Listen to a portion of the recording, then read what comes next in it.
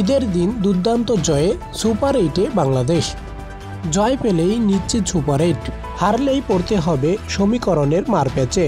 এমন ম্যাচে দুর্দান্ত এক জয়ে সেরা 8 নিশ্চিত করল বাংলাদেশ। গ্রুপ পর্বে নিজেদের শেষ ম্যাচে নেপালকে 21 রানে হারিয়েছে বাংলাদেশ।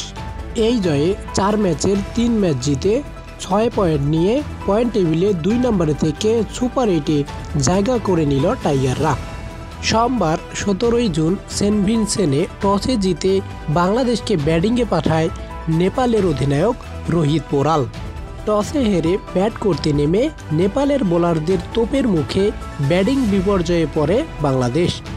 শেষ পর্যন্ত 19 ওভার 3 বলে 106 রান করে অল আউট হয়ে যায় বাংলাদেশ। দলের পক্ষে সর্বোচ্চ 22 বলে 17 রান করেন সাকিব আল হাসান। 117 রানের ছোট লক্ষ্য তাড়া করতে নেমে তানজিম হাসান সাকিবের বোলিংয়ের তোপে পড়েন নেপালি ব্যাটাররা।